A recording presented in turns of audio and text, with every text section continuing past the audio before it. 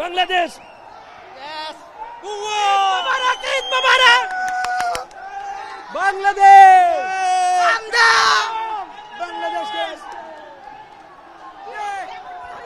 অসাধারণ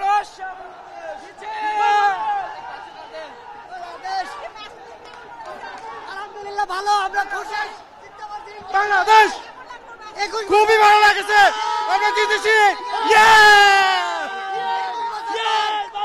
হামজা ভালো খেলছে, হামজা অনেকদিন পর জয় দেখলাম বাংলাদেশের, খুব ভালো লাগতেছে আজকে। সবচেয়ে বেশি ভালো লাগছে গোলের মানে গোলরক্ষকের কাছে যখনই বল যায় তখনই আমার বুক কাঁপে। তারপরে দেখলাম যে গোলি এত ফ্যান্টাস্টিক বলগুলো সে ধরছে, ও এক্সিলেন্ট খেলছে বাংলাদেশ দল। সবচেয়ে বড় কথা হচ্ছে আমরা সাদ আহমেদ সবসময় ফ্লপ খেলে থাকে, আজকে খুব ভালো খেলছে। সাদ আহমেদের কারণে আজকে বাংলাদেশ অনেক ভালো অবস্থানে ছিল, এবং হামজা চৌধুরী এবং তাজ আহমেদ সবাই আলহামদুলিল্লাহ সবাই ভালো খেলছে। আমার ভালো লাগছে, বাট আরো গোল দেওয়া উচিত ছিল, অনেকগুলো চান্স মিস করছে, বাট ওগুলো যদি করতো আরো ভালো লাগতো।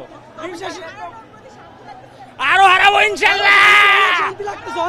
খুবই ভালো, লাইক যেটা আমরা ক্রিকেটে পাই না ফুটবলে পারছি। So yeah, it's really nice.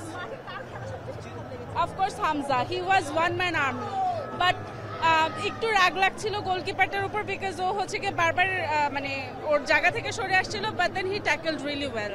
এটা ভবিষ্যতে আরো ভালো করবে। আমরা গত কয়েক বছরে যা খেলা দেখেছি, এখন বাংলাদেশের খেলার মান আরো উন্নত হয়েছে, ভবিষ্যতে আরো উন্নত হবে ইনশাল্লাহ, এবং আমরা ওয়ার্ল্ড কাপের মতো বড় মঞ্চে আমরা নিজেদের তুলে ধরতে পারবো ইনশাল্লাহ। এই তো জাস্ট লাস্ট মোমেন্ট পর্যন্ত আল্লাহ আল্লাহ করতেছিলাম যে টাইম পাস করলেও হবে, আর গোল দিতে হবে না। এনজয় করার মতো ছিল। টোটালি বাংলাদেশের ইতিহাসে one of the best match এটা। We play really good and Hamza is carrying the team alone, মানে সবাই করছে বাট স্পেশালি হামজা অনেক ইমপ্রুভ করেছে, এবং হামজা চৌধুরী আজকে যেটা খেলছে এটা অসাধারণ ওয়ার্ল্ড ক্লাস একটা ম্যাচ খেলছে।